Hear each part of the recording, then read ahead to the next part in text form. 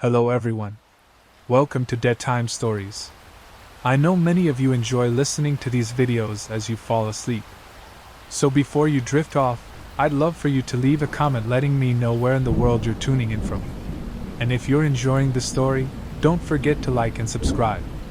Alright, now let's get comfortable, relax, and dive into tonight's story.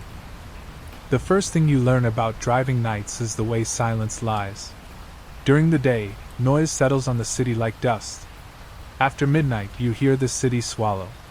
Tires whisper, traffic lights click from red to green on empty intersections, and every small sound, someone shifting in your back seat, the tap-tap of an index finger on a phone, lands with a weight you can feel in your sternum. Anna kept her car clean and ordinary. No dangles from the mirror. No stickers. A little LED dash cam no bigger than a button and a portable battery down in the console that let her phone keep recording even if someone yanked the cable. Practical, not paranoid. Her therapist had suggested the word, once, like a bridge she could cross without admitting the other side existed. Ping, the app chirped. A pickup request at the Westview Commons Mall, Evan. 4.9 stars. 2 rides. A young face in the thumbnail, dark hoodie, reflective strip on the drawstring like a cat's eye. Anna accepted. It was 12:41 a.m. on a Tuesday.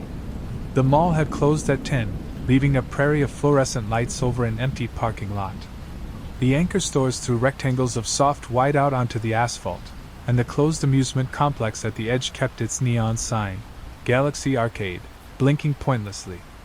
She rolled past a knot of delivery trucks and found him near the south entrance, sitting on a concrete will stop like he'd been set there. He stood when he saw her, phone in hand. He didn't wave. He just watched the car approach as if measuring it. No luggage. Hoodie, backpack thin enough to be empty. He slid into the back seat on the passenger side. The door thunked closed. "Evan?" she said. "Yeah." His voice was soft, younger than she expected. He smelled like wintergreen gum and cold air. "Thanks for coming out." "No problem." She glanced at the app. Destination, Maple Ridge Apartments, 20 minutes southwest. "Buckle up, please." The click came a moment later, late enough to notice. She pulled out, the mall shrinking behind them like a lit ship in dark water. The heater murmured. A late-night DJ was telling a joke about bad first dates, and Evan huffed a sound that might have been a laugh. "Quiet out," he said. "It is." She set her hands at 9 and 3. The steering wheel was smooth from years of use. "Long day?" "Yeah." A pause. "You drive alone this late?" The question carried more curiosity than menace, but it still found a nerve. "Just until 2, she said. "Safer hours." He made another huff of a laugh.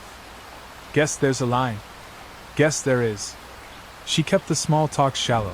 The weather, the way the town's rivers made odd pockets of fog, the construction at exit 5. He nodded, responding in handfuls of words, like he didn't want to draw attention to himself. He asked to borrow a charger. She passed the cord back without turning. His phone lit his face in a sheet of blue-white, making his eyes look flat and reflective. Halfway there, his app chimed. "I need to add a stop," he said. "My cousin's place. He's got my house key." A thumb swiped. A new destination appeared on her map, Glade Road. The route veered off the highway onto a thin county lane that cut through black fields. "It's like 2 minutes off," he added, apologetic. "Okay," Anna said, because the rules said okay and because 2 minutes was nothing. She blinked at the road ahead, at the long true line of it, and told herself certainty was a kind of seatbelt you could fasten from the inside. The exit for Glade Road came up with no fanfare, just a faded green sign and a shoulder where the weeds leaned their dry elbows into the light. She took it, feeling the texture change under the tires. The sound changed, too, the smooth hiss of highway turning to a softer, granular whisper as the road narrowed to 2 lanes and then, and probably, to one with a broken center line. "You grew up here?" she asked, guiding around a pothole so wide it had its own small geography. "Nearby," Evan said. He had stopped chewing gum, His voice sounded closer. Moved away, moved back. You know how it is. I do. She did not like that, but people liked hearing that you did. The map showed the stop as a pin dropped among blankness, a stretch of road with no named cross streets. Streetlights were rare as satellites. Cornfields lay flat and black on either side, their stubble catching the car's beams like bristles. A mailbox appeared, then a driveway that was more a suggestion than a curve. The app pulsed, arriving. Evan leaned forward, shoulder brushing the headrest. This one, he said, pointing. That cut through on the right. She saw it at the last second, a break in the ditch, 2 ruts leading between plumes of cedar. No house in view, no lights. The rural logic of it said that houses here could be set far back, down long lanes under trees, a mile from the road. The other logic in her, the one that had grown out of anything you could call a normal life, said it was odd. We can wait here, she said, slowing, not turning. If he's got your key, you can text him to come down. Signal's trash, Evan murmured. He was smaller than his hoodie had suggested, all angles. And he doesn't look at texts. It's just... He gestured at the darkness out the window. It's right there. The dash cam's red LED blinked twice, recording. She'd wired it to blink sometimes just for her. She said, I can pull a little off and keep the car straight. I don't like mud. It's dry. He didn't argue, not directly. The night felt viscous, steering a little heavier. She eased forward, letting the car's nose point into the cut. The beams dragged across brush, revealed nothing. Does your cousin have a name? She asked, steady, making her voice a hand on a doorknob that she didn't have to turn. Marcus, he said, and then, like the word had summoned it, a light flared somewhere deeper in, a handheld beam jerking once, settling, shining back down the rutted lane. Anna felt herself exhale. Motion meant people, and people meant the world you could count. The beam bobbed, drew closer, and dissolved into a person-shaped shadow carrying it. The figure stopped just outside the edge of her headlights and raised a palm, like a crossing guard. That's him, Evan said, already unbuckling. I'll be quick. Door check, Anna said, and he paused. She touched the child lock button by reflex, confirming the back doors were at manual, not locked from her console. Company training had said not to trap anyone. Life had taught her not to trap herself. I'll wait at the road, she added, bright, polite. Safer for my tires. Evan looked at the figure with the light. Looked at her. Something passed over his face, a tiny glitch that might have been irritation. Okay, he said. 2 minutes. He slipped out. Cold air rolled in and then the door shut it away. The figure with the flashlight didn't wave again. He didn't approach either. He simply lowered the beam until it hit the ground and stepped sideways, out of sight. Anna reversed slowly. In the backup camera, the lane behind her looked like a closing throat. She felt the car's weight shift when the rear wheels found the paved road again. She straightened. The field sat mute and endless. Her phone buzzed once, low service. A set of headlights appeared in her rearview mirror, sudden as an intake of breath. They weren't close, not yet. They were at the far bend on Glade, rising over the hill like a second moon. Anna told herself it was nothing. She set the shifter in park and watched. The headlights didn't pass. They came on slow, crept, idled behind her at a deliberate distance. The car, older, boxier, stopped in the lane, no more than 30 yards back, the engine a low, liquid murmur. Anna felt her hand find the hazard light switch and rest there. She unlocked the rear doors. She told herself the word practical, like a line she could stay inside simply by saying it. 2 minutes extended. Anna checked the time. 12:58 a.m. Her eyes cut to the lane, to the gap where the brush made a kind of doorway. The flashlight didn't return. No voices. No footfalls. Just a low wash of wind across the fields and, behind her, the other car's engine. It idled as if it had all night. She tapped the in-app. I feel unsafe. Icon with the pad of her thumb. It didn't call 911 yet. It started an audio recording and queued up a script to text to an on-call agent as she pressed again. The feature always felt like a prayer you tried not to insult by asking twice. The passenger door opened. Evan slid in, a little out of breath. He wasn't carrying a key. He wasn't carrying anything. No luck? Anna said, keeping her voice steady. He fell asleep, Evan said. He didn't meet her eyes in the mirror. Can we just go to my place? I'll handle it tomorrow. She put the car in drive. The headlights behind them drifted closer by car length, then held, as if drawn on a string. Seatbelt, she said. He clicked it. The sound was louder than before. The route back to the highway hung on her screen like a lifeline. She eased forward. The boxy car behind them followed, unhurried. At the first straightaway, it closed the distance again, headlamps filling her mirror, then dropped back. Not aggressive. Present. The road rose. On the downhill, where the ditch on the right ran deep, a third set of lights winked on ahead, a truck parked on the shoulder, hood up, hazard lights stuttering orange into the corn. A shape moved near the open hood. A hand lifted in a pleading wave. Stop, Evan said too quickly. It's my cousin. You said he was asleep. He woke up. Evan's hand came up, gesturing toward the figure in the road. It's him. He needs a jump. The figure by the hood didn't look like the silhouette from the lane. This one was broad-shouldered, a cap shadowing his face. But the emergency tableau of it, dead truck, hazard blink, was a story that had been told to Anna 100 times, in 100 different mouths. She kept her speed steady. The parked truck narrowed the right side of the lane. The boxy car behind tightened in, closing the small empty that had been her margin. Can you go around? Evan's voice climbed into an edge. It's him. Anna glanced left. No shoulder there, just a ragged edge and the field's chapped lip. The figure stepped into the lane, palm up, as if to halt a classroom crossing. Window down, Evan said.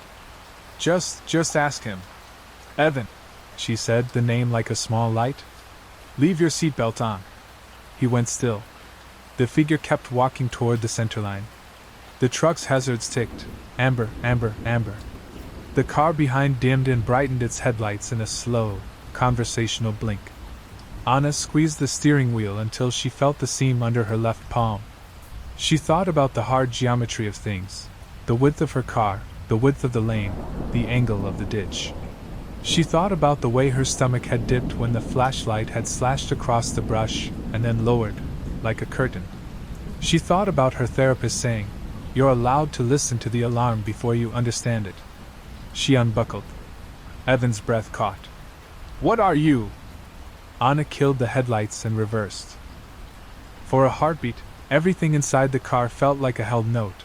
The dash dim, the truck's hazards painting the interior in pulsing orange, Evan's face washed colorless. The boxy car's beams blew up in her mirror. She felt the back tires slide as they found the edge of the ditch, then caught. She didn't floor it. She let the car roll back and right, into the gap between the truck and the ditch where there should not have been a gap. And there was, just barely. She felt the side mirror brush a bristle of dead stalks. The figure in the road shouted, a human sound that sliced the night. The boxy car lurched forward, engine revving, then checked itself like a dog at the end of a leash. Evan grabbed the passenger handle with both hands. "What are you doing?" "Leaving," Anna said, and her voice trembled, a small thing that did not matter. The car cleared the truck's fender by inches. She felt more than heard something clip and fall. She straightened, still rolling backward, then dropped the shifter to drive and punched the headlights. The road flashed back to life. The figure had his hands up now, palms open, as if to show he was unarmed or to absorb the light with his skin. The truck's hood slammed. The boxy car started forward, a hungry surge. Anna accelerated. The lane swallowed under her like tape on a reel. The map on her phone stuttered, lagged, then caught up. The highway sign glowed salt white in the distance.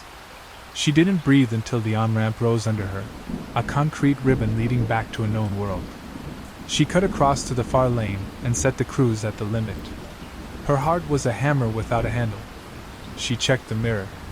No boxy car. No truck. The darkness behind her felt like it had decided, magnanimously, to let her go. Evan was very quiet. He sat with his hands flat on his knees, head bent. In the glow from the dash, she saw sweat beading along his hairline. "Do you still want to go to Maple Ridge?" she asked. He swallowed. "Yeah. Okay." Either of them spoke for 3 full exits. When he did, his voice was different, smaller, like it was coming from farther away. "I'm sorry," he said. "I didn't know they'd do that." They reached Maple Ridge at 1:21 a.m. The complex was a splay of beige buildings around a pond the color of old coins. Security lights made halos on the sidewalks. A cat moved like a spill of ink across the lot. Anna pulled into the fire lane, left the engine running, and looked at the young man in the mirror. "What do you mean you didn't know?" she asked. Evan's mouth worked. He stared at his hands, then up at the brick facade of his building, then back down. He pressed his lips together until the shape of them whitened. "I needed a ride," he said. "That's it. That wasn't it." He flinched. "They asked me to set the stop. That's all. Some guys at the arcade. His voice thinned. "I owed them, okay? They said pick a spot, add it, and they'd square it. That's it. You weren't supposed to." He gestured toward the highway as if it were a person who'd made an unexpected entrance. "They weren't supposed to do anything. Just scare you, maybe. Take the car for a bit. I didn't know about the truck." Anna felt the world tilt, and then right itself. In a small, detached way, she noticed her own calm, the way her fingers didn't shake on the wheel, the way her breathing stayed measured. "What were they supposed to do with the car?" "I don't know." It was the first unvarnished thing he'd said. "Run it for parts. Joyride." "I didn't ask. Did they say my name?" She kept her tone steady, like walking on thin ice. "No." His eyes darted, skittering off hers. "They just looked for a driver. Any driver. I swear. They said no one gets hurt." Anna let the silence sit until she could see its outline. In the distance, a siren threaded the air, too far to be about them. The pond's fountain flicked water up in a continuous small applause. "I'm going to call this in," she said. He nodded, a jerky little movement. "Okay. You need to stay. Give a statement." A longer pause, then. "Okay." He handed her the cash he had. It was folded too neatly to be natural. She didn't take it. She pressed the emergency button in the app. When the safety agent's script popped up, she didn't select "Connect me to 911." She dialed 911 herself. The dispatcher's voice was bright and distant and official. 911, what is your emergency?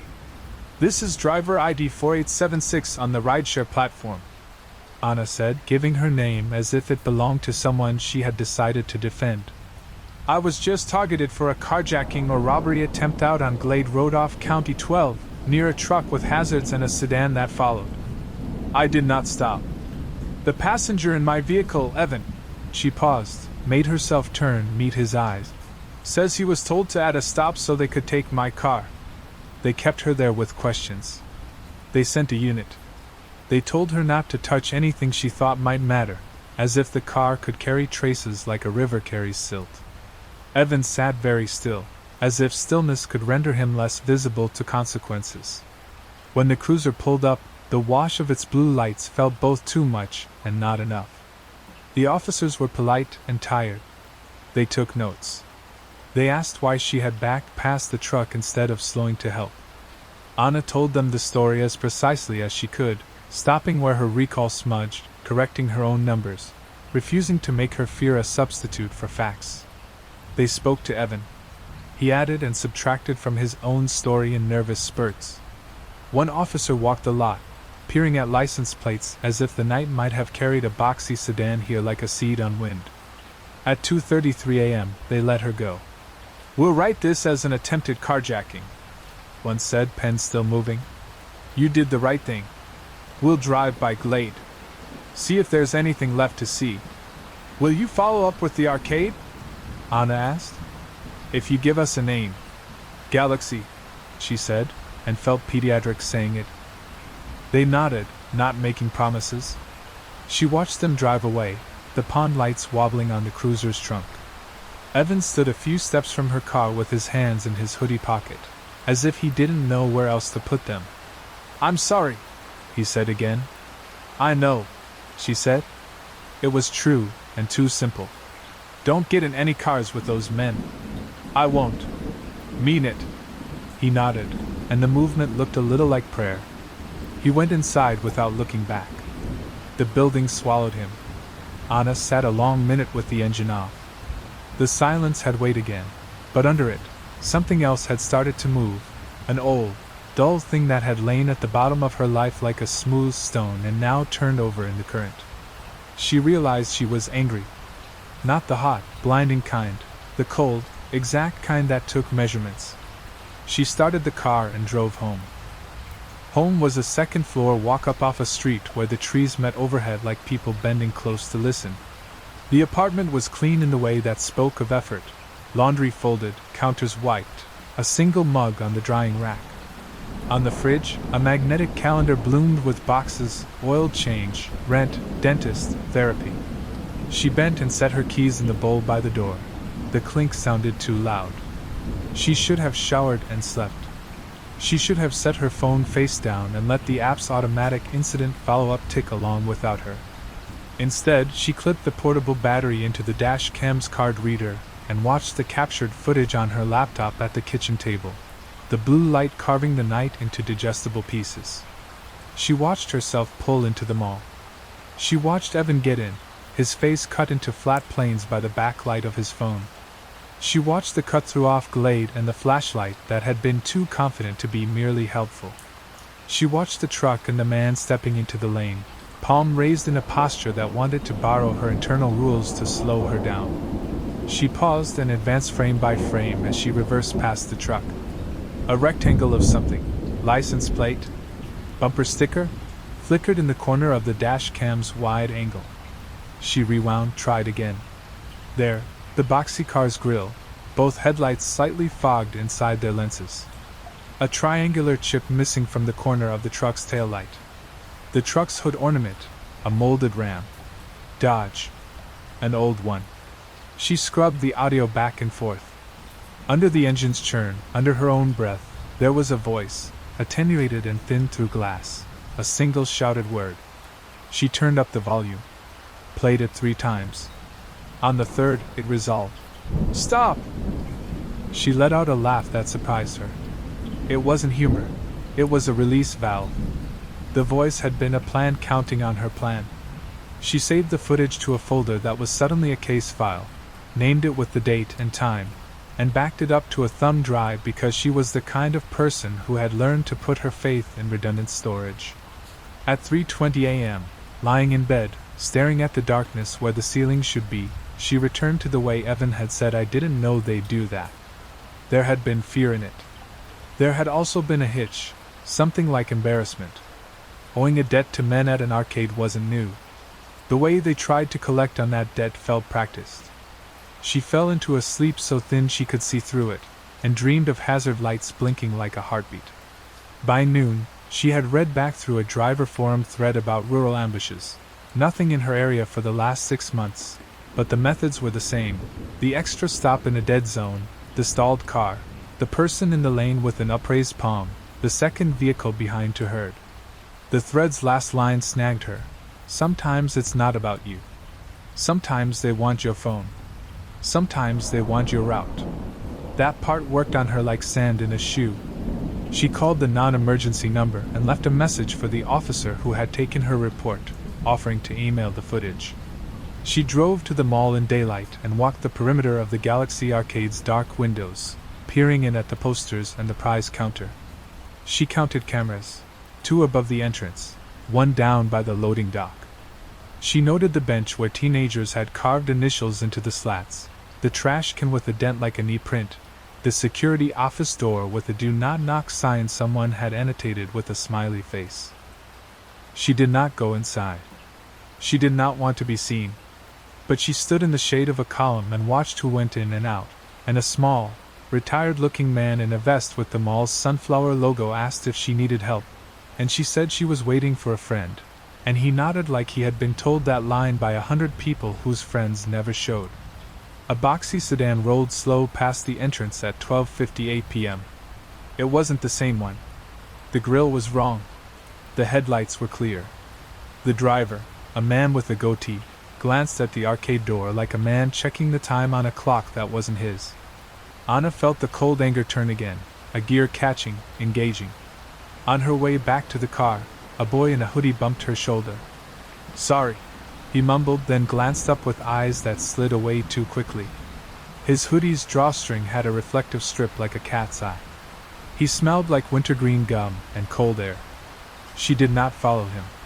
She went home and waited, because if the night before had taught her anything, it was that being careful and being passive were not the same thing.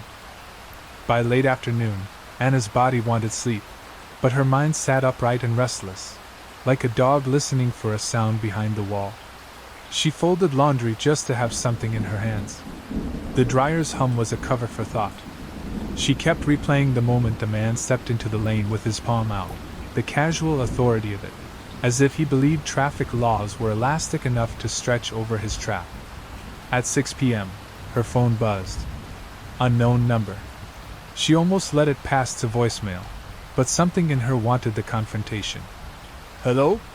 Miss Moreno?" The voice was a man's, clipped and official. "This is Officer Hensley with County Patrol. We took your report last night." "Yes." She sat down, dryer still tumbling, socks thumping against the drum. "We sent a car out to Glade Road this morning. No truck, no sedan, no signs of struggle. We canvassed the area. Neighbors didn't report anything unusual. You said you had video?" "I do. Dash cam. I can email it. That would help. We'll add it to the case file, though I'll be honest with you, without a plate, it's thin. Rural jurisdiction gets tricky. But your quick thinking probably saved you from something worse." The praise landed flat. Anna heard herself say thank you, polite as an email sign-off. After he hung up, she stared at the wall until the dryer beeped. Thin. That word kept biting.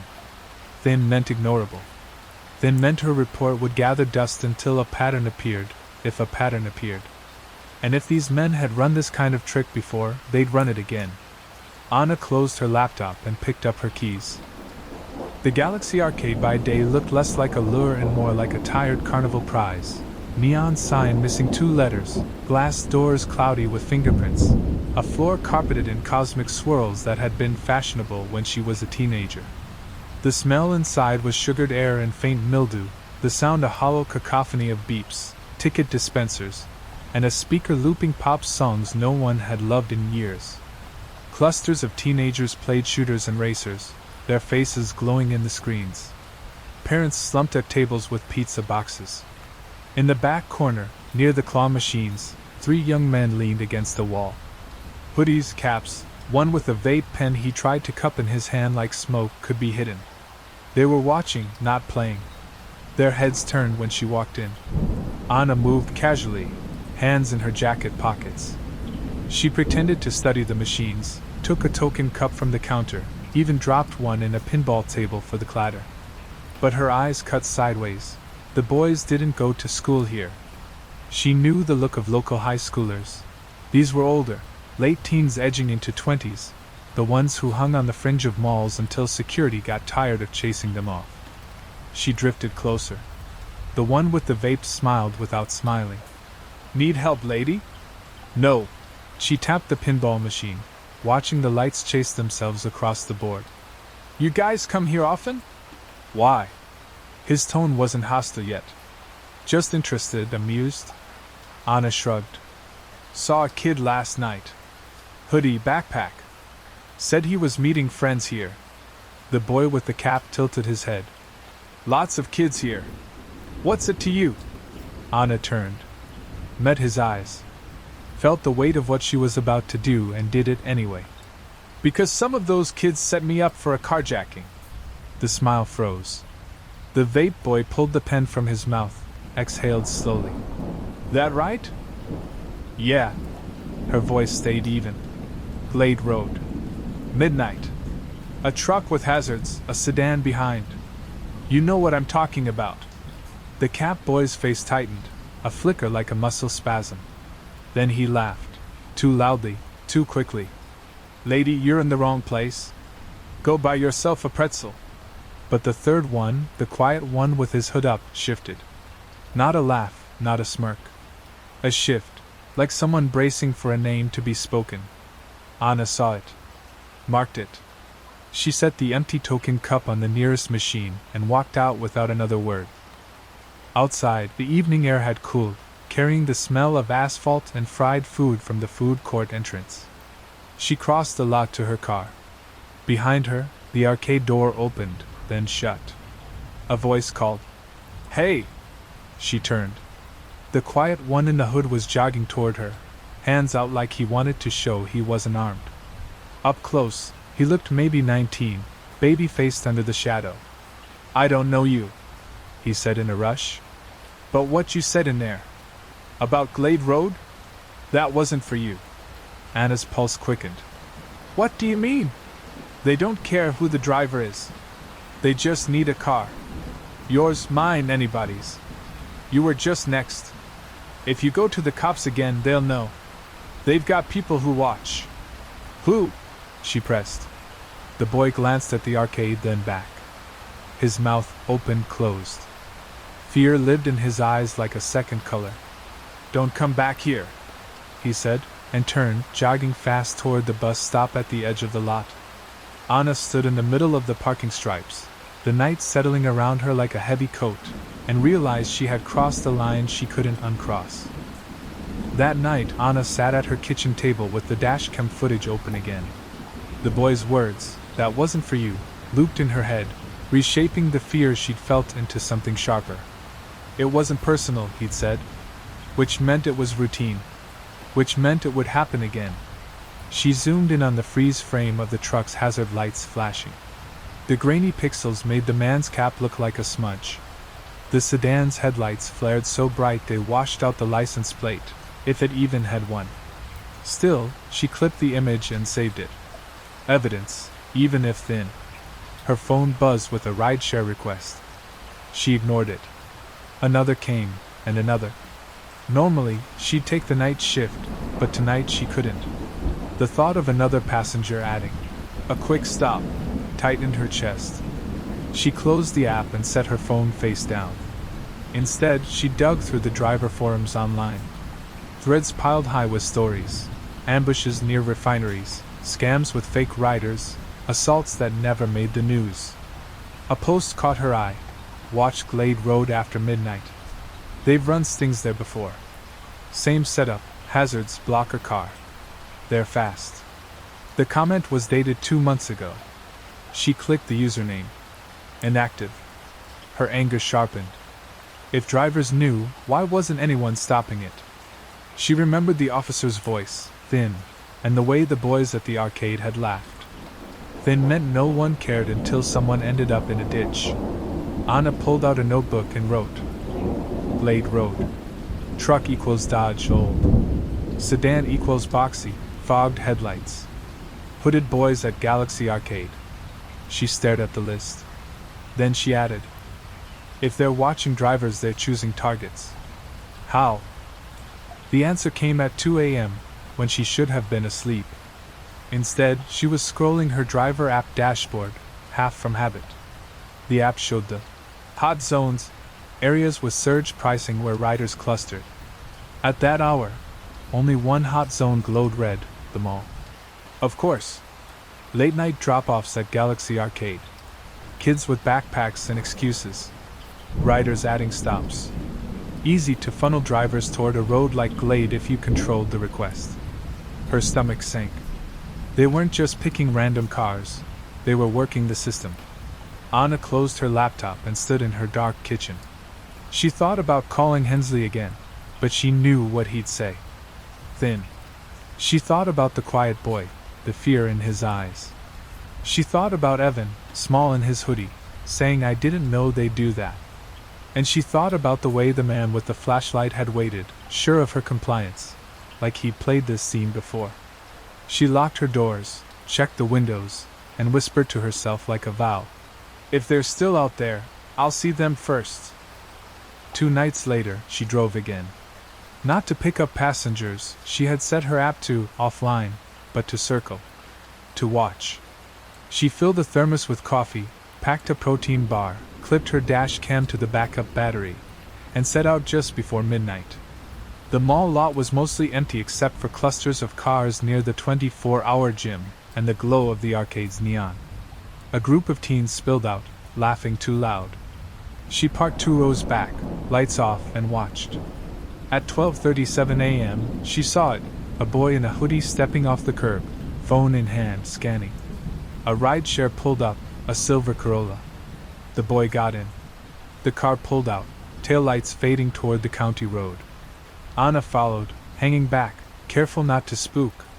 The Corolla took the highway, then veered toward Glade. Anna's pulse quickened. The same turn. The same rutted cut-through waiting under trees. Her hands gripped the wheel. Part of her screamed to call it in, to let someone else handle it. But she knew patrol would take 15 minutes to get here. The driver had 5. As the Corolla slowed near the cut, Anna flicked her brights once, twice. An old signal she hadn't used since her father taught her to drive. Danger ahead. The Corolla hesitated. Then, mercifully, it sped up, bypassing the lane. The passenger in the back turned, face pale in the reflection of her beams. Behind them, deeper in the cut, a flashlight flared once, angry, then snapped off. Anna's hands shook on the wheel. She slowed, turned off her lights, and backed into a farm drive until the Corolla's taillights vanished. When she turned toward home, her chest ached from the held breath. She had proof now, not just her story, but another driver spared. But she also knew this. The men at Glade would have seen her brights, seen her car pause. And they would not forget. The following morning felt like walking into a room where someone had just left, air unsettled, silence too pointed. Anna poured coffee, checked her locks twice, then stood at the window overlooking her street. Nothing unusual. Children dragging backpacks to a bus stop. A neighbor scraping frost from his windshield. But she couldn't shake the feeling that the night had left fingerprints she couldn't see. By noon, her phone buzzed. A message from an unknown number. Nice lights last night. Stay in your lane. Her stomach plunged. She checked the sender. No name, no history. Just 10 digits. She took a screenshot before the message could disappear, then powered the phone off. For 5 minutes she sat at her kitchen table, staring at the wood grain, thinking. The message proved what she already knew. They'd seen her. They had her plate. If they had her plate, they had her name. Her address wasn't far behind. Her first instinct was to call the police again. But she imagined Hensley's voice, thin, polite, procedural. They'd file it as harassment. She'd get a patrol car circling her block once a night for a week, then nothing. The men at Glade would still be out there, circling too. Anna stood. Walked to her bedroom. Opened the closet. She pulled down a box she hadn't touched in years. Inside, a flashlight, a half-empty can of pepper spray, a folding knife her brother had given her in a phase of overprotective paranoia. She set them on the bed. Stared at them. The knife felt foreign in her hand. The spray less so. She clipped the can to her keychain. Not paranoia. Practical. That evening, she worked a normal shift. Short rides, safe neighborhoods, early drop-offs. She was almost convincing herself she'd imagined the text. Almost. Until her last passenger of the night. Pick up, 11:42 p.m., at a laundromat on the edge of town. Customer, Alex, 5 stars, 40 rides. Profile picture, a blurry selfie. Destination, West Side Apartments, 20 minutes away. He got in, a man in his late 20s, tired looking, carrying a duffel bag. He smelled faintly of detergent. He buckled without being told. "Thanks," he muttered. "No problem," she said, easing onto the road. Halfway to his stop, his phone pinged. He frowned, thumbed the screen, then glanced up at her in the mirror. His face had changed, alert, stiff. "What?" Anna asked. "Nothing." He hesitated. "Just a weird text." Her pulse jumped. "From who?" He turned the phone so she could see. A message, unfamiliar number. "Driver's not yours. Back off." The words hit her like a bucket of cold water.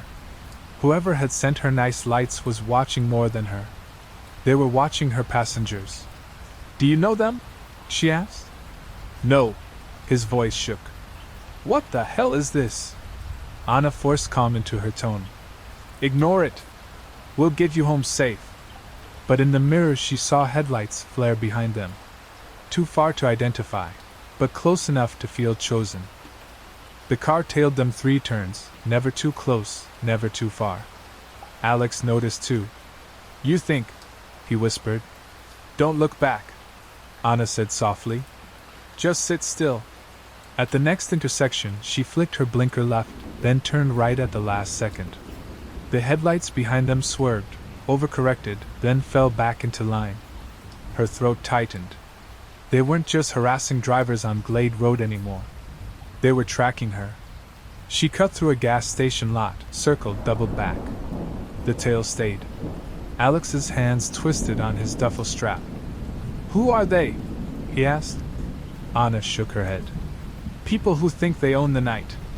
The apartments appeared like a haven of sodium lights. She pulled straight into the fire lane. "Go," she told Alex. "Now. Don't stop." He obeyed, bolting with his bag. The tail car slowed, lingered at the mouth of the lot, then rolled past, headlights glaring into her mirrors before slipping into the dark. Anna sat with the engine idling, hands clenched so tight her knuckles hurt. She realized what the message had meant: stay in your lane. This wasn't just about scaring drivers anymore. This was about control. About territory. And she had trespassed. Anna drove home by a patchwork of side streets, taking turns that led nowhere just to be sure no one lingered behind her. She parked 3 blocks from her apartment, sat in the car for a long minute, then finally walked the rest of the way. Her heart beat hard enough that she could feel it in her fingertips. Inside, the apartment felt too bright, every lamp exposing her. She shut them off one by one until the rooms sank into a gentler dark. Then she sat cross-legged on the floor with her laptop open and pulled up her dash cam footage again. Last night's ride, Alex in the back seat, the shadow of headlights dogging them. Frame by frame, she caught a detail. The car that tailed them was older, low to the ground, a square silhouette with the front emblem blacked out. The fogged headlights again. The same car from Glade. She leaned back, exhaling. It wasn't random. They were tracking her deliberately now. The question was, how? Her phone, maybe. The driver app logged every ride, every route. If someone on the inside was feeding them information, it wouldn't be hard. Or maybe they didn't need the app. Maybe they just watched them all, saw her face, her car. The notebook lay open beside her. She wrote in quick, firm strokes. They know me now. I've crossed them twice. Won't let it go. And then, beneath it, this isn't about one driver. It's a pattern. A network. Sleep wouldn't come. She stretched out on the couch, listening to the city's thin noises. At 3:14 a.m., her phone buzzed again. She nearly didn't look, but curiosity dragged her eyes. Another text from an unlisted number. You don't learn. Want us to teach you? Her hand trembled as she powered the phone off. The silence afterward was worse than the words. At dawn, she drove straight to the precinct. She brought the dashcam files, the screenshots, her notebook. She sat across from Officer Hensley in a glass-walled interview room and laid everything out. He listened, flipping through her notes with a crease in his brow. I believe you, he said finally. I do, but without plates, names, or direct threat of violence. The texts are threats, Anna snapped. They're harassment. Which we can file, But unless they act. He spread his hands, palms empty. We don't have much. Until someone ends up dead in a ditch. Anna muttered. Hensley's expression softened. Look, off the record? You're right. Something's happening out on Glade. We've had chatter. But to move, we need leverage. Witnesses. Identifiers. He closed her folder. My advice, stop driving nights. Lay low. Anna stared at him, her anger cold and clear. And if no one else lays low? If another driver doesn't see it coming? He didn't answer. That evening, Anna sat in her car in the mall lot, engine off, hood angled toward the arcade's glowing sign. She wasn't working, not officially. But she was watching. Kids came and went, neon spilling over their shoulders. Parents wrangled toddlers out of the food court. And then she saw him, the quiet boy from before, hood up, eyes darting. He wasn't with the older crew this time. He walked alone, backpack slung, heading toward the bus stop.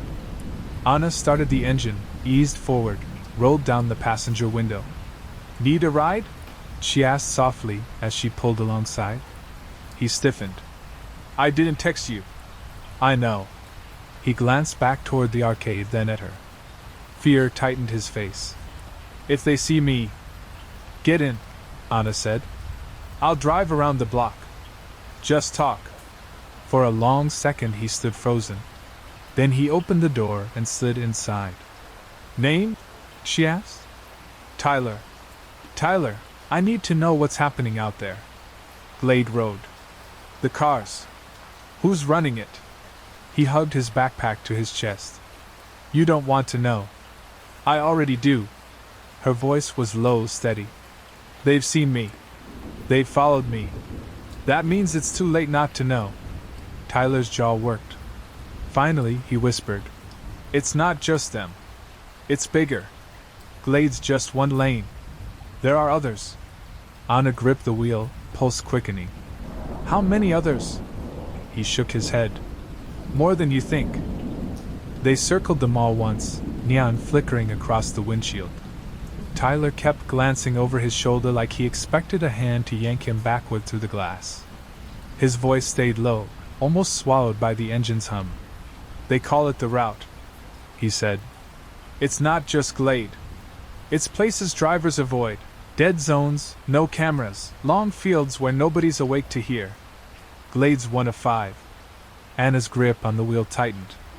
5. Yeah. Different crews cover each. They use the apps. Kids like me run burner accounts, add stops, lure drivers out.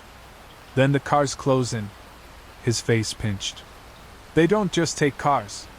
Sometimes it's phones, cards. Sometimes worse. A chill skated down Anna's spine. And you? What's your part in this? Tyler hugged his backpack tighter. I scout. Text plates. That's it. I didn't know what they'd do to you. I swear. Anna slowed at a light, studying him in the mirror. He looked breakable, barely 19, still half boy in the set of his shoulders. Why stay in it? Because you don't say no, he whispered. You owe or you're in. And once you're in, they've got your name, your family. You don't walk away. The light turned green. Anna eased forward, thoughts buzzing like hornets. The route. Crews. Traps threaded through the county like snares in tall grass. They know I interfered, she said quietly. That means they'll keep coming. Tyler's silence confirmed it. Anna pulled into a deserted church lot and parked. Sodium lights hummed overhead, casting everything in a pale, lonely glow. She turned to Tyler. You reached out to me before, she said. Told me it wasn't for me. Why? His eyes shone wet in the half-dark. Because I thought you'd stop. Just quit driving. Most people do. They scare you once and you're gone. Safer for you, safer for me. But I didn't stop. No, he shook his head. You lit them up. They'll hate you for that. Then help me. Her voice was firm now, a spine of steel under the words. If you know the routes, the crews, the names, I can take it to the police. Real evidence. They won't protect me. I can. He stared at her, weighing the words, fear and longing warring on his face. For a heartbeat, Anna thought he might fold into himself and run. Instead, he unzipped his backpack and pulled out a spiral notebook, frayed at the edges. Inside, scrawled in messy block letters, were lists, plate numbers, meeting spots, dates. Anna flipped through, her pulse hammering. Columns of detail, each one a stitch in a pattern. Glade Road, Dodge Ram, black sedan, February 11th, 25. Miller Bridge, van plus 2 bikes, February 18th, 25. Sand Hollow, silver SUV, 3/2/25. Evidence. Hard, undeniable evidence. Why keep this? She asked. Because I knew one day I'd need it. He swallowed. And maybe this is it. The sound came before Anna saw it. Tires crunching gravel at the edge of the lot. Headlights cut across the far corner, sweeping, slowing. Tyler froze, notebook halfway back into his bag. They followed me, he breathed. Anna's chest went cold. She flicked off her lights and started the engine. Stay down. The car idling at the lot entrance had a familiar silhouette, boxy, low, its beams fogged with condensation. The same sedan. It rolled forward, slow and deliberate, as though savoring the inevitability of its approach. Tyler ducked low in the seat, clutching the bag. It's them. It's them. Anna's hands found the wheel seam again, the anchor that steadied her. She whispered to herself the word she'd chosen before, practical. Not panic. Not pray. She dropped the gear into reverse, tires squealing lightly against asphalt, the sedan's headlights blooming brighter in her mirror. Hold on, she said, and Tyler whimpered as the night closed in around them. The sedan blocked the only entrance, angled just enough that its beams poured white across Anna's windshield. Through the glare she caught glimpses of movement, two shapes inside, one in the driver's seat, another shifting like a shadow behind tinted glass. Can we run? Tyler whispered, crouched low. Anna's mind ran the geometry of the lot. One way out, one way in. Chain-link fence on 3 sides, a narrow ditch beyond that. The sedan creeping closer. If she waited, she'd be trapped. No, she said, steady. We punched through. She shifted into drive, revved the engine. Tyler grabbed the handle above his window. What? No. The sedan edged forward, testing her nerve, beams locking her vision in place. Anna angled slightly right, aiming not for the car's center but for the gap between its bumper and the fence line. Hold tight, she muttered. Her tires screamed against the asphalt as she surged forward. The sedan hesitated, too slow to correct. Metal scraped metal, the groan of her side mirror ripping free, a jolt that rattled her teeth. But she was through, skimming so close the paint of both cars kissed. Shouts erupted behind her. In the mirror she saw the sedan swing wide, tires spitting gravel as it pivoted to follow. They tore down the county road, streetlights flashing like warning flares. Tyler rocked in the seat, notebook clutched to his chest. They'll catch us, he said. They always do. Not tonight. Anna kept her hands steady, eyes flicking from road to mirror. The sedan's beams bobbed, closing distance, relentless. She cut hard at the next junction, tires thudding across the shoulder onto an older farm road. Corn stubble and barbed wire blurred past. The sedan followed, slower on the turn but regaining ground fast. They know these roads better than you, Tyler said. Then we make them guess. She killed her headlights, letting the moon paint the asphalt in thin silver. For half a mile they flew blind, every shadow a threat. Her pulse thundered in her ears. The sedan's beams flailed behind them, searching. Then, suddenly, they cut too, plunging the world into pure black. Tyler gasped. There! Quiet! Anna hissed, forcing her breathing steady. She couldn't outrun them in the dark. But maybe she could outthink them. Up ahead, a narrow gravel lane forked right toward a silo. Anna swung into it, tires spitting dust, then braked hard behind the curve of the silo itself. The car lurched, Tyler biting down a cry. She shut the engine and killed every light, hard hammering. Silence. Then, the sedan roared past on the main road, blind beams flicking back on, cutting the night in frantic sweeps. They didn't slow. They didn't turn. They vanished into the distance, the growl of their engine fading. Anna exhaled, a sound halfway between relief and disbelief. Tyler sagged against the seat, trembling. "They'll circle back," he said. "Then we don't give them a place to circle." She started the car again, easing slow and careful from behind the silo, heading in the opposite direction. For the first time that night, Anna felt a thin edge of advantage. She had slipped their teeth. But it wouldn't last. By the time she reached her apartment, the sky had softened with early gray. Tyler still clutched the notebook like a shield. "You can't go back there," he said flatly as she parked. "They'll find you. Then we move faster than they do. You don't get it." He shook his head, eyes glassy. "They don't stop. You're on their list now." Anna turned the key, silencing the engine. The quiet pressed heavy. She looked at him, at the scared boy who'd chosen to climb into her car. "Then we make a new list," she said, voice low but resolute. "With their names on it." For the first time since meeting him, Tyler met her eyes without flinching. And Anna knew she just made herself something far more dangerous than prey. Anna spread Tyler's notebook across her kitchen table, the spiral spine bent from how hard he had gripped it. The pages smelled faintly of oil and smoke, like he'd been scribbling near car exhaust. Each entry was jagged, rushed, dates, plates, makes and models, cross streets, times. It wasn't just Glade Road. 5 sites stretched like scars across the county map: Miller Bridge, Sand Hollow, the frontage road near Exit 9, and something called the Pines she didn't even recognize. "They rotate," Tyler explained, sitting across from her with his hood still up, his eyes rimmed red from no sleep. "Never the same spot 2 nights in a row. Keeps heat off them." Anna traced her finger down the pages. Some entries had 2 words scrawled at the end: done or fail. "What's done mean?" Tyler hesitated. "Driver gave up the car. Or the phone. Or everything." His voice dropped. "Sometimes done means no one saw them again." Anna froze. "Gone?" He nodded once.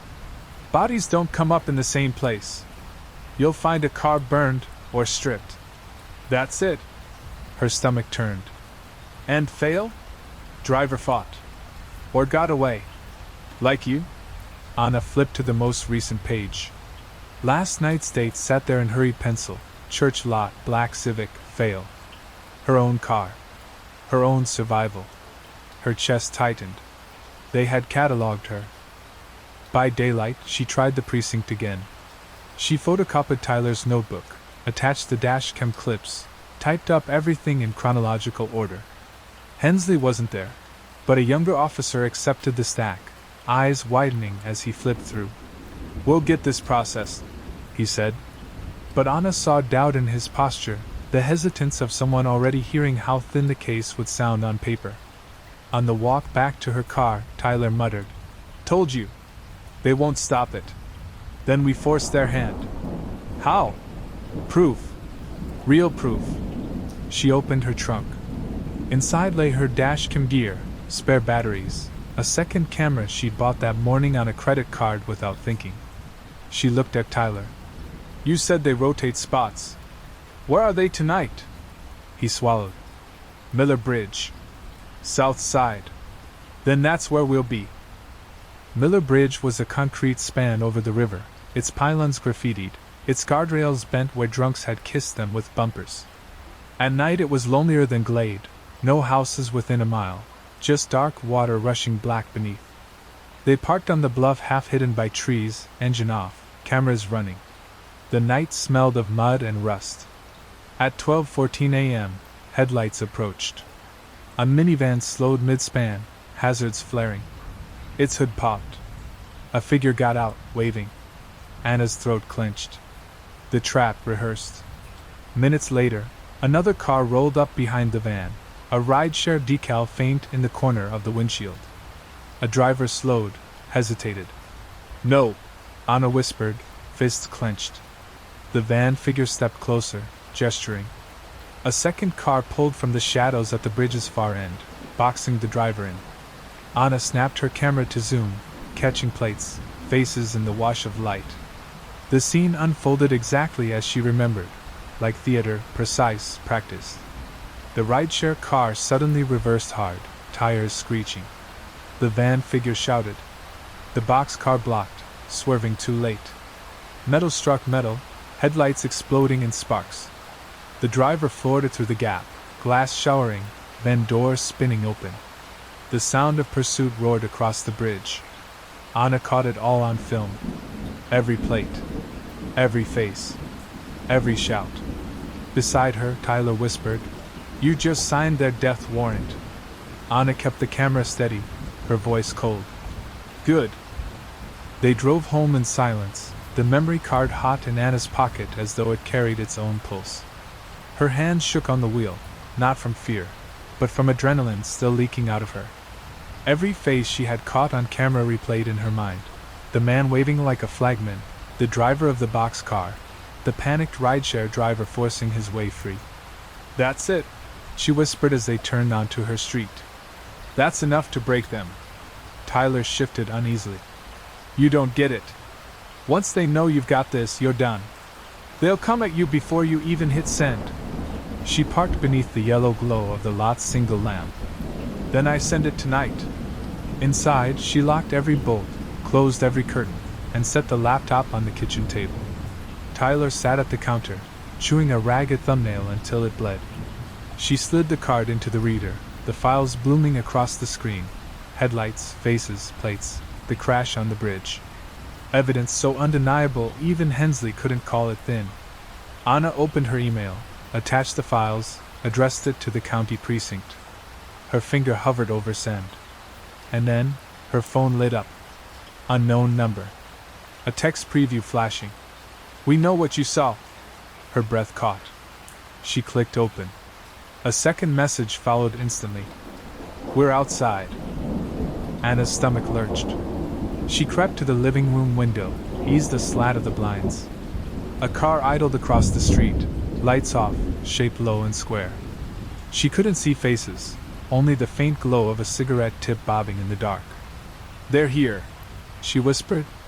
Tyler pressed both hands over his mouth. "I told you." "Quiet." Anna scanned her apartment, calculating. Back exit? Too exposed. Front? Boxed. She set the laptop lid half closed, slipped the memory card from its reader, and slid it into the seam of her wallet. The emails sat unsent on the screen. Her phone buzzed again. "Bring the boy." She froze. They weren't here for her alone. They knew Tyler was inside. "They'll kill me," he muttered, rocking in the chair.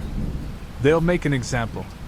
Anna's heart hammered, but her mind steadied, practical as it always became when the walls closed in. "Not if we move first." She picked up her keys. The back stairs of her building groaned under their weight as she led Tyler down, moving barefoot to muffle the sound. The air outside smelled of oil and wet leaves. Across the street, the cigarette flared again, a watcher waiting. Her car sat 2 rows over, shadowed under a dying oak. She clicked the fob once, too loud in the night, and the blink of lights felt like a beacon. "Run!" she hissed. They bolted. Tyler clutched his backpack, feet slapping pavement. The watcher's car engine revved, headlights flooding the lot. Anna shoved Tyler into the passenger seat, dove behind the wheel, started the engine. The sedan gunned forward, cutting across the lot at an angle. "Seat belt!" she barked, slamming the accelerator. Tires squealed, smoke curling off asphalt as she threaded between parked cars. The sedan followed, a predator in her rear view. They burst onto the main road, her headlights throwing frantic shadows. The sedan stayed glued to her bumper, too close for her to brake, too fast for her to shake. Tyler screamed. "They'll run us off!" "Not if I run first." Anna spat, jerking the wheel onto the feeder road toward the interstate. The sedan matched, headlights burning like eyes in the mirror. Anna's pulse was steady now, her fear hardened into something sharp. She had the footage. She had Tyler. And she had no choice left but to survive long enough to make sure the world saw both. The feeder road spat them onto the interstate with the violence of a slingshot. Semis thundered past in both lanes, their wind shear tugging at Anna's car. She merged hard, the engine straining, the speedometer climbing. The boxy sedan followed, its headlights searing into her mirrors. Tyler braced against the dash, white-knuckled. "They're not letting go. They'll ride us until we burn out." Anna's jaw clenched. She threaded between two 18-wheelers, the car shuddering in the tunnel of air. The sedan tried the same maneuver, hesitated, then forced its way in. A horn bellowed, brakes screeched. "Good," Anna muttered. "Make them sloppy." She kept low in the left lane, eyes cutting to the green exit signs flying by. Every muscle in her body wanted to run forever, but instinct whispered that outrunning wasn't enough. Not tonight. She spotted it, exit 27, a cloverleaf curling into the industrial park. Dim lights, wide turns, blind corners. A place to vanish. She flicked her blinker, then at the last second veered hard across two lanes, nearly grazing a semi's grill. The sedan overshot, too fast to match. Anna grinned grimly as she took the ramp. "Got you." The industrial park was a graveyard at night, warehouses squatting in rows, sodium lamps buzzing weakly, weeds cracking through asphalt. Anna killed her lights, coasting between long shadows. Tyler's breath came fast and shallow. "They'll find us," he whispered. "They always find you. Then we find them first." She tucked the car behind a line of shipping containers, heart thudding in her ears. The sedan's roar echoed in the distance, growing, hunting. Its beams washed over corners and walls, sweeping like a searchlight. Anna flicked her dash cam into handheld mode, the red recording light blinking steady. She whispered, "If we don't make it, someone will find this." Tyler's eyes shone in the glow. "Why are you doing this? You could just run. Forget me.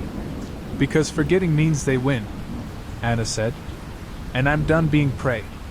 The sedan's engine grew louder, closer, until the vibration crawled up through the concrete into her chest. Then silence. They had stopped. Listening. Anna held her breath, ears straining. A door creaked open. Heavy footsteps on gravel. A voice carried low across the lot. "Bring the boy out. We'll let you go." Tyler's nails dug into his knees. "They're lying." "I know." She eased the car door open, crouched low, motioning for Tyler to stay put. The cold air knifed across her face. She slipped between the containers, dash cam clutched tight, recording the scene ahead. The sedan sat idling, its passenger door open. Two men stood in its glow, one tall with a cap pulled low, the other broad-shouldered, arms crossed. The tall one's voice rolled out again. "You can't hide. You already chose your side." Anna's pulse thundered, but her hands were steady as stone. She leaned against the steel container, camera angled, catching their faces clean. Evidence undeniable. Behind her, Tyler's whisper cracked the night. "Anna!" The men's heads snapped up. "Over there!" one shouted. Their footsteps pounded, boots crunching gravel, closing fast. Anna turned, sprinting for the car, the dash cam's red light blinking like a beacon in her fist. The crunch of boots on gravel grew sharper, closer. Anna's lungs burned as she darted between shipping containers, the dash cam bouncing in her hand. She skidded around the last stack, the car in sight, Tyler already fumbling at the passenger door, wild-eyed. "Go, go, go!" he shouted. The broad-shouldered man rounded the corner behind her, faster than she expected. His hand snatched at her jacket, fingers grazing the fabric. Anna twisted hard, slamming her elbow back into his ribs. He grunted, staggered. She dove into the driver's seat, shoving the key home just as Tyler slammed his door. The tall man's shadow loomed in her headlights, arm raised. Something glinted, metal. "Down!" she barked. Tyler ducked as Anna floored it. The car lunged forward, bumper clipping the tall man's knee. He toppled sideways, weapon skittering across the asphalt. The sedan roared behind them, tires shrieking as the other man scrambled back into the driver's seat. Anna whipped the car through the park's wide lanes, every turn a gamble. The dash cam sat wedged on the console now, still recording, its red eye unblinking. Tyler clutched the backpack to his chest, rocking with each swerve. "They won't stop," he cried. "You don't get it, they'll call the others. Every route crew knows your car now." "Good," Anna spat, jaw tight. "Let them come." Headlights flared in the mirror. The sedan had closed the gap, barreling straight down the lane. Anna cut left toward a row of low warehouses. A delivery ramp rose like a concrete tongue, just wide enough. She hit it at speed. The car jolted, airborne for half a heartbeat before slamming down on the far side. Sparks spat from the undercarriage. Tyler screamed. The sedan tried the same move, but misjudged. Its undercarriage slammed the edge, metal shrieking. It swerved, fishtailed, clipped a dumpster, and spun sideways in a cloud of smoke. Anna didn't wait to see more. She punched through the exit gate, chain links rattling off her hood. The road ahead unspooled toward the river, moonlight carving silver lines on the blacktop. Anna's hands trembled now, adrenaline cutting sharp in her veins. But beneath the tremor was something steadier, a cold fire that hadn't been there before. She glanced at Tyler. "We've got their faces. Plates. Voices. This is enough." His expression was bleak. "You don't get it. They'll burn the car, ditch the plates, change crews. They've done it before. The second you turn this in, it disappears into ongoing investigation. They keep hunting." Anna slowed just enough to pull onto a dirt turnout by the river. The water whispered below, black and endless. She put the car in park, engine ticking. "They think I'll hide," she said softly. "That I'll run until I'm too tired, then quit. That's the game. But I know them now." She tapped the dash cam. "And they don't know me."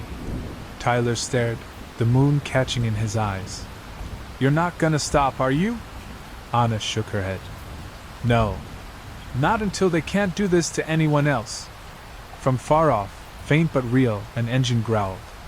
Not the sedan, it was heavier, slower. Reinforcements. Anna slipped the car into gear, knuckles white on the wheel. "Buckle up, Tyler. The night isn't over." The sound of the new engine crawled over the river like thunder, low and deliberate. Anna eased the car out of the turnout, headlights still off. Tyler pressed his face to the glass, searching. "There," he whispered. Upstream, a pair of halogen beams crested the rise.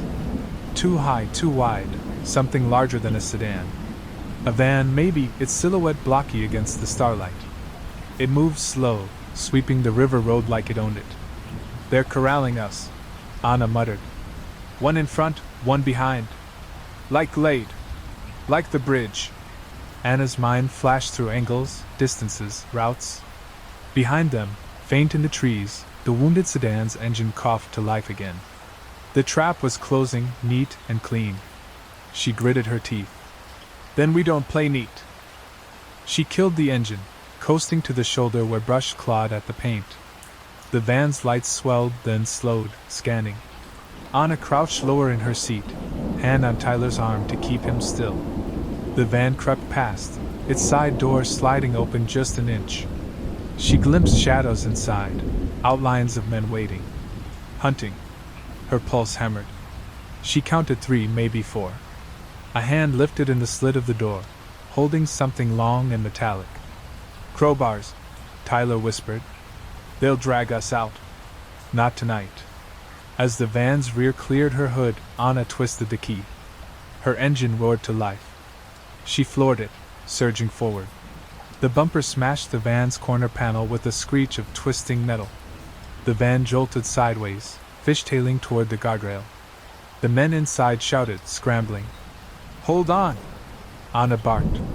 The van slammed the rail, sparks bursting.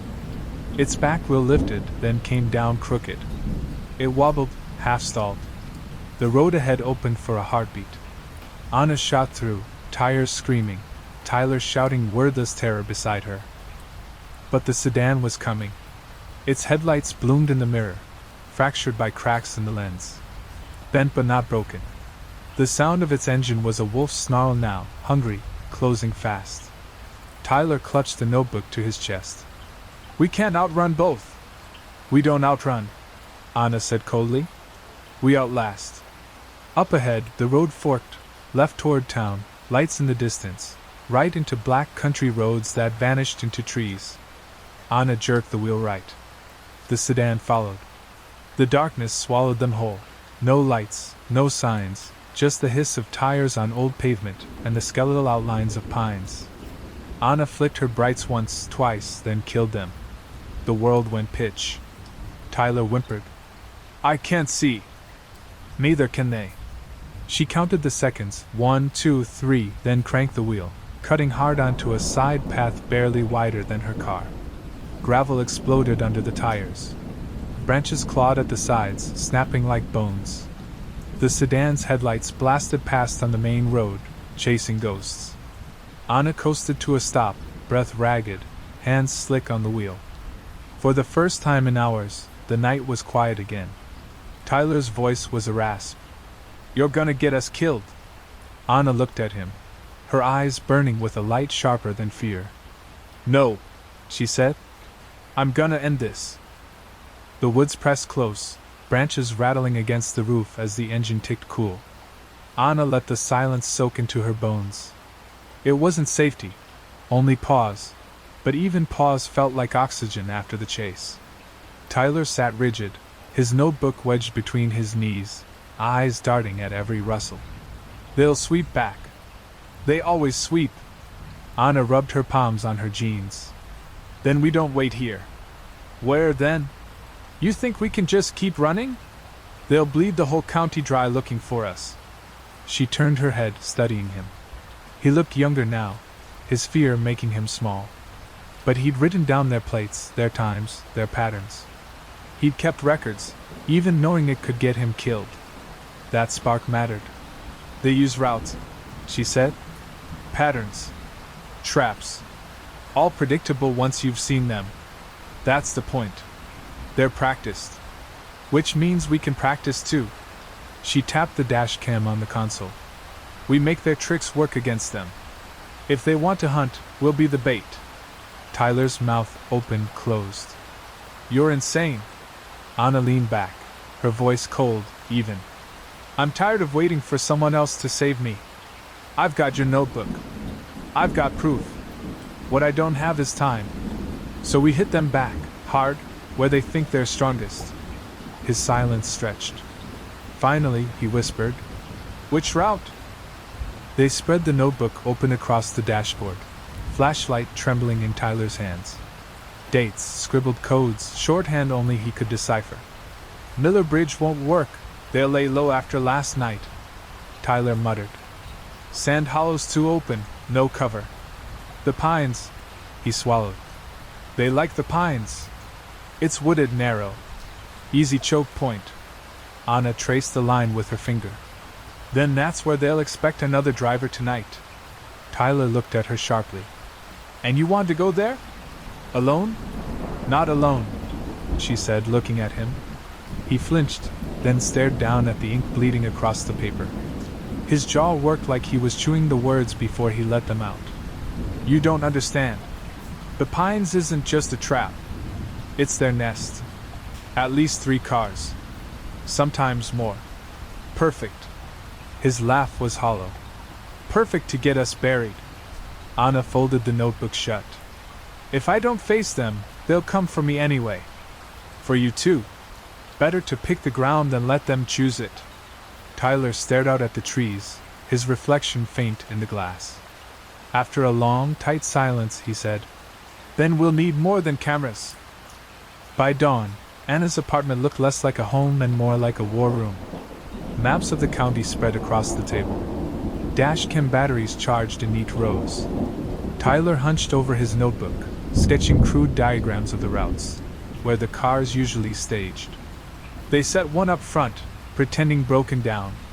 One behind to box. Another car waits in the trees in case you cut out. He pointed with a bitten nail. At the pines, there's a logging road. They use it like a snare. Anna jotted notes in the margin of a map. We make them think we're caught, then slip the snare before it tightens.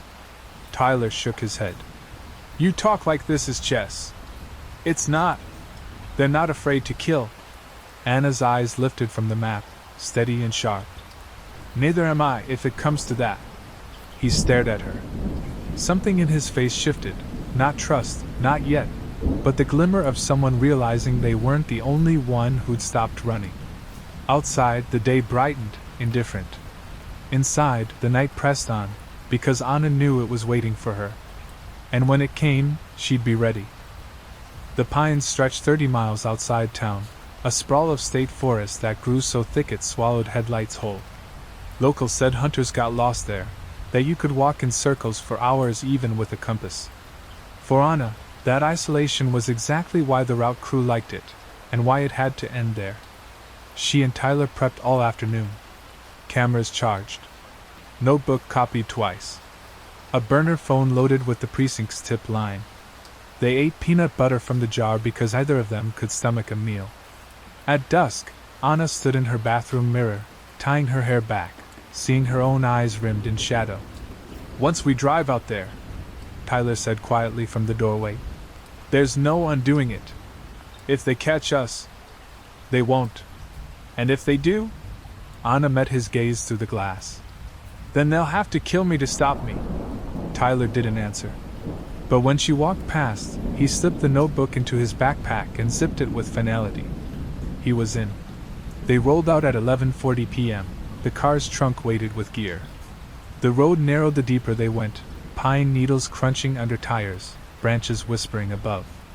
Anna killed her lights a half-mile from the spot Tyler had circled on the map. They coasted into shadow, parked behind a stand of trees. The forest was alive with night, crickets, the distant rush of a creek, the hollow groan of wood shifting. Anna adjusted the dash cam on the dash, whispering, "We don't move until they make the first play." Tyler nodded, pale but steady.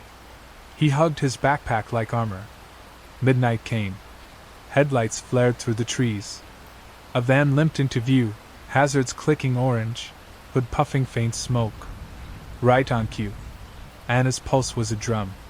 Showtime. The van stopped dead in the middle of the narrow road, blocking both lanes. A man climbed out, his movements too casual for someone stranded. He waved lazily, as if welcoming them to a party. Behind Anna, gravel hissed. She checked the mirror, headlights materializing, closer and closer. The boxy sedan again. Its beams glared through the glass, trapping them between the two vehicles. Tyler whispered, "Three-man snare. There'll be another car up the logging road. Waiting." Anna's knuckles whitened on the wheel. "Let them wait." The man at the van walked closer, his palm up in the universal stop gesture. His face was half-lit, angular, a cruel smile carved across it. "Evening," he called. "Rough patch of road, huh?"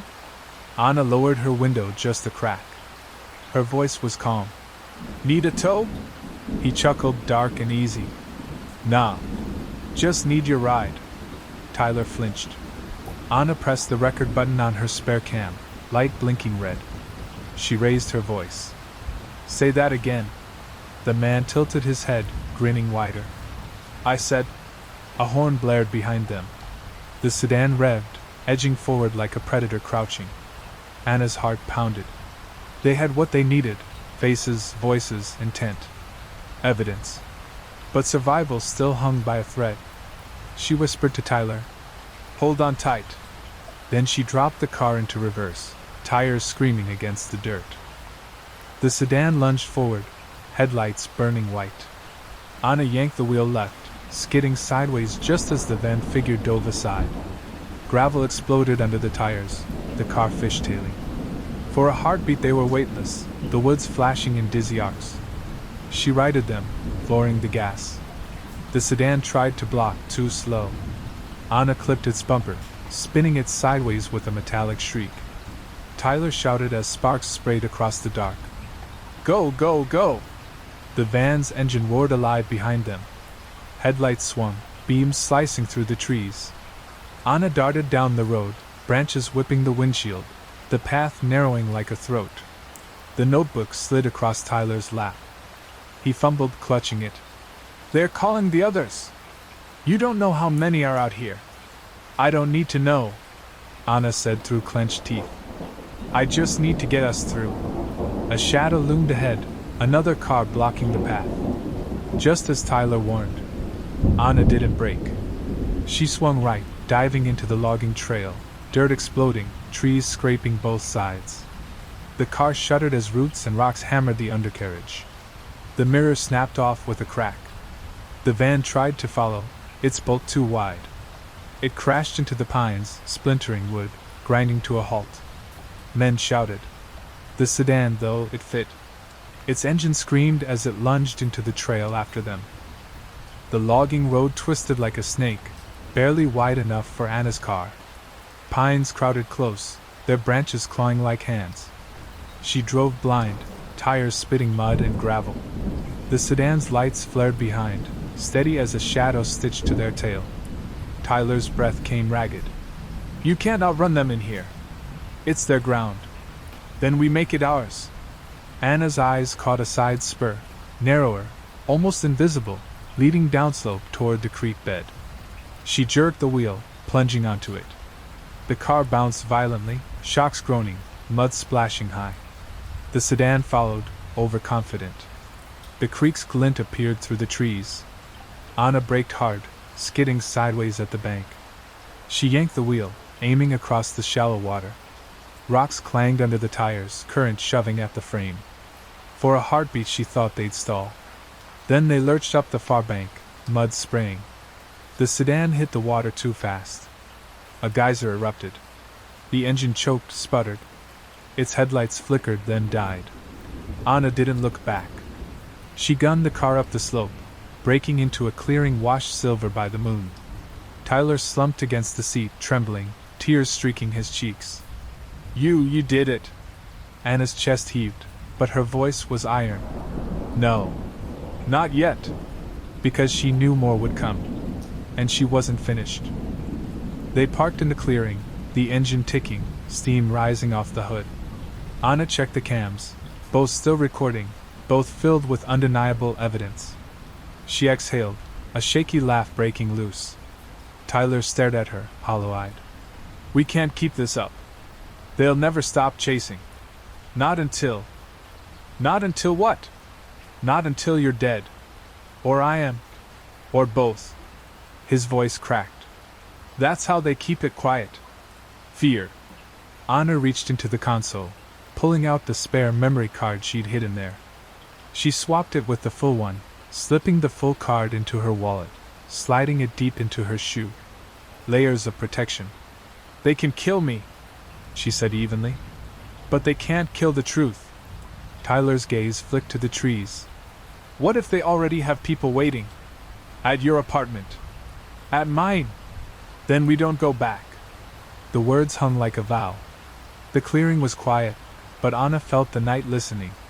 She leaned back, closing her eyes for just a second, and whispered, "We take it to them before they take it from us." Tyler didn't argue. He just clutched the notebook tighter, like he was holding a lit match in the dark. By morning they were ghosts. Anna left her car 2 towns over in a grocery lot, plates dusted with mud. They walked the rest of the way to a cheap motel, curtains heavy, carpets smelling of mildew. Inside, Anna set up her laptop, transferring the footage to cloud drives, multiple backups. She typed fast, cold, sending files to burner emails, even one to a local reporter she remembered from a hit-and-run story. "Once it's out there, they can't bury it," she muttered. Tyler sat cross-legged on the bed, watching her fingers fly. His face was pale, but his voice was steady now. "If they realize you leaked it, they'll torch everything around you. Friends. Family. I don't have family," Anna said flatly. "And my friends know how to take care of themselves." He studied her, then nodded. No more protests. By noon, the files were gone, dispersed, floating through servers, untouchable. Anna leaned back in the chair, exhaustion washing over her. "It's done," she said. But deep down, she knew it wasn't. The first response came that evening. A news site picked up the clips, grainy but clear: a van blocking Miller Bridge, men shouting, a driver breaking through.